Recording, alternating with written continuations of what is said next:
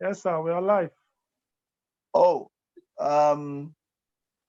Reverend Adebanjo at the moment is yet to get on set. So we may need to wait for him to get on set. Oh, you are there. Oh, I didn't know. I'm here. How are you doing today, sir? I'm doing very well. We're doing well. I have my wife here with me too. Oh, Busala, excellent. How are you today? We're doing very good, sir. Thank you so much for the attendance at the conference. I'm hearing good news from the US. I'm hearing good news from India. Do you want to talk about it for a little while? Yes, we'll just mention that briefly. We've been getting quite a bit of feedback. Once again, we're so thankful for just the privilege of being participating in that global teaching outreach. And it was a blessing for us to do that. And we're grateful to you for convening that, even though it was short notice, but sometimes, you know, we just got to do it when God says do it. And so we had done a blast of advertisement on our end, just communicating with some of our partners and some family friends and some of the people in India through personal emails, through Facebook, through WhatsApp, just letting them know about the global teaching outreach. And I must say that the participation was quite impressive. We had a number of people logged in, and we couldn't see it when we were live then, but we heard reports later that there were a lot of people logged in from a number of people from India, from different parts of the US. Excellent. From the a lot of people from the UK as well. Family and friends. Some family and friends there. They logged in and watched. I would say that there was some people were a bit thrown off by the initial hitches that we experienced, because they were prepared to log in at the pre-advertised time, especially the people in India, because it was late for them. So by the time we got online, those that were able to watch, they were actually watching in the middle of the night, like 3 a.m. But we had a number of people that had logged on when we initially started, but when we lost the feed, we lost a bit of traction with those who had logged in. But I mean, all in all, I would say that the retention was still not too bad. As far as testimonies go, we got these are the reports that we're aware of. I'm sure there's several that we don't even know. We got a report from a friend of ours who's like a ministry son in California, and so he's the more observant and studious type. So he actually watched a significant part of the session 2, and he was so blessed by it. And I was giving detailed accounts of what was talked about, and how just the revelation, the understanding that he gleaned from many of the things that were said, and so that was very encouraging to see that. And then we had a pastor, another one of our partners, a pastor who couple that pastor in Mason, Ohio. I saw them signing. Yeah, who also signed in, and they also fed back that they were so blessed by the broadcast, and just how blessed and how happy they were that we let them know. We invited them to join in, and were blessed by the ministry there. So That's just some of the things. And my wife will talk about the one in India. Ah, Oh, okay. So one of our alumni, so he's a pastor in India and he pastors so many other churches. I think he graduated from Bible school maybe 15 years plus or so. And he's been in contact with us periodically, even when we've been back to India, we've gone to his place to minister and encourage his leaders. So he was very excited to see the broadcast. And he felt as though we were actually right there in his living room because he was watching it on TV. So he stood beside the Television set. TV and took a picture, with me on the screen and sent it and said, thank you so much. We were so blessed. So, Yeah.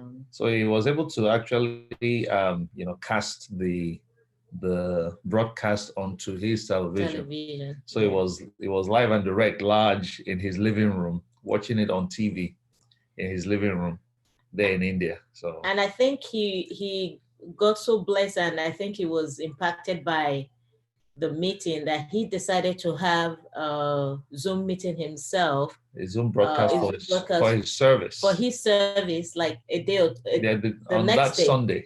So my husband, was able to stay up and watch and, dropped a few lines to encourage him. So he was really so blessed exciting by that. So I mean, it inspired him on a revelational level from the things he learned, but also on, just a practical level of, what is possible. Use of technology. Use of technology Exactly. And what was possible, with just a little, the things that were already at their disposal. So all in all, it was really a blessing. And there have been other feedbacks that I've received on Facebook, people just sending messages of, saying thank you for the broadcast. So it's been impressive. I don't know whether you saw Reverend Bode Abodunde's comment as well. He said, "Oh, that this is a good one." I think he said this is a good one. Yeah, I missed that, but I think you mentioned that earlier. So yes. But we did a review yesterday. Unfortunately, we couldn't. We didn't synchronize the timing with you. But the key thing for me is the fact that the Lord spoke. Amen. And we did not look at the challenges that could come up. Like they always say, I never like to use the word devil, but they say the devil is in the details. Yeah. So the details is where the excellence is. We just stepped out, and everybody that was called to be a part of it, we only had 10 days. Everybody that was called to be a part of it, within 48 hours, we had to go with everyone. That had to be God. And from day 3 till 0 hour, D-Day, everybody was operating at full blast. We were doing meetings till 1 a.m. Nigerian time, which is what time over there? 7 p.m. Central. Yeah. And we were just going on and on. And then we had all that each on that day, but everybody was still resolute. Everybody was calm.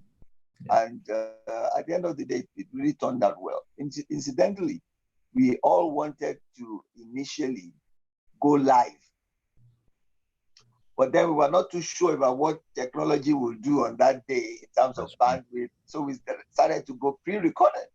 That's right. And then the pre-recorded itself, the technology wouldn't support that. And we finally went back to live. So I really believe that the Lord wanted us to have live recording, live sessions. And we would just, the feedback would keep coming, because what we've decided to do now is to push it. And we decided that every month or every other month, we should pick a topic and sit down again in a conference table and chew over it. Over an hour or two. So maybe if we pick your message, for instance, we could start on it next month and then really do like a Bible study on it, and people could sign in. Now we are live on Facebook, we are live on Instagram, we are live on been interest. And this is all after the event. We're live on YouTube right now as we speak. This is actually the first broadcast we're doing on that stream platform. So the whole idea now is we can actually now put people together and give them an hour every month where we are discussing. And then they can also be part of that conversation. So if they post a question online or whatever, I mean, so it's back and forth. So everybody has had 1 month to chew on it, and then we come in and clarify whatever. And so by the time we're doing the next conference, we have actually exhausted it. And the guiding principle is that the Lord gave the word. So that platform was where we received the word.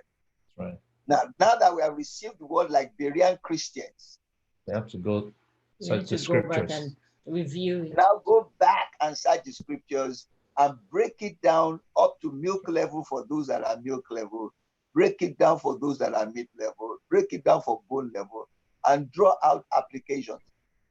And one of the other things we said is that one of the other outcomes that could come out of it could now actually be a published material and say we had a conference and for a whole year we've done justice to it. This is our own contribution to posterity. So somebody sometime down the line can pick it up and use it as a Bible study program or just a read through, because we really don't know where this is headed to. We don't know where this is headed to. We just have to follow one day at a time. And I'm quite excited. Everybody here is excited in the sense that we heard God, we obeyed. There were issues, we held sway, and at the end of the day, all we have is good testimonies. That's right. That's right. I think also it kind of spoke to one of the things that we shared. I think, and it was a recurring theme through many of the speakers, is often God wants you to act on what he says and do what he said to the best of the ability and the resource that you have available to you. It's better to do what God says, so act promptly to do what God says to the best of the resource available to you as at that time than to delay and say you're going to wait till you observe the clouds and observe, he that observes the wind will not sow. He that observes the cloud will not reap. So instead of waiting to cross your T's and dot your I's so you can have this perfect presentation, why don't you just use the best, do your best with what is available to you at that point, realizing, I was ministering yesterday and I shared with the people I was talking to that an illusion of perfection prevents people, makes people afraid of setbacks. An illusion of perfection makes people afraid of setbacks, and it prevents them from moving forward and acting on what God says. We have this illusion of perfection. Everything has to be perfect. Perfect. Someone said to me once that, God is not looking for perfection. We're working towards excellence, not perfection. True. And so an illusion of perfection can create this myth that, unless everything is perfect, we can't put it out. And we're afraid that if it's not perfect, it's not going to be good. And so it keeps us from putting stuff out that will actually bless people. Now, I believe in excellence and doing things well, but I also believe in acting promptly with what is available to you at that time. When you put the 5 loaves and 2 fish, God will multiply it and feed the multitude. And funny enough, I told my wife yesterday, I said, this morning, I said there were 5 loaves. It was Pastor Lumide, Dr. Ben, Pastor Moba, myself, and my wife, 5 loaves. And we just gave it, and 2 fish. We had the word and the spirit. And we just gave it to God. And he blessed it, broke it, multiplied it, and used it to feed, we don't know how many people. So I think, in light of the challenges we face, I think it's commendable that we're still able to accomplish what we did. And I think the impact is reaches further than we can really assess, both in quantitatively and also in impact that is had in the lives of the people that heard it. So I believe the report and also within the lives of the people that will continue to hear. I do believe that more people will hear subsequent to this because we are going to give it a bit of sponsorship. I mean, let it go far and wide. We do know that the Lord will do great things. You know, like I believe I said in the course of the conference that the Lord had said the essence of the miracle at Canaan was not that God was, right. He wasn't trying to prove that he could turn water into wine. Yeah. But the fact that they needed wine and he needed to start with something, there had to be a starting point. So for us, this is the starting point. God needed that. And he looked around and said, okay, so where do we have? Okay, so you do that. That's right. By the time the people are drinking, they're going to say, wow, the Lord has left the best for the last. Absolutely. Yeah. Absolutely. Praise God. That's nice. So are you, Pastor, are you able to check? Thank you so much. Good to see you again. Take that again. The line is breaking. No, I was asking, I said, are you able to check from your end which different locations people logged in from, like the different nations or countries that people logged in? I believe the what they call the analytics. The analytics will be able to show that. Yes, we have not done that, but now that you've raised it, I'll ask the back office to do the analytics, check up the analytics and let us know where people are signing in from. Yes, it should give us that kind of report. All right. Okay. The other question I had, which maybe your tech crew can help to clarify, is for example, if we shared the broadcast from Rehoboth community, it creates a watch party on my page and on Busola's page. And so some people, and a lot of people, of course, I see that quite often. A lot of people, when they click share from the original page, it creates a watch party on their page. And so quite a number of people are watching the broadcast live on their page. So in that case, will the analytics still be able to track those people, or it's just the people that participate on the Rehoboth page? No, it will capture all the all views, all viewership. Okay. You capture the total viewership, irrespective of how it landed, wherever it landed.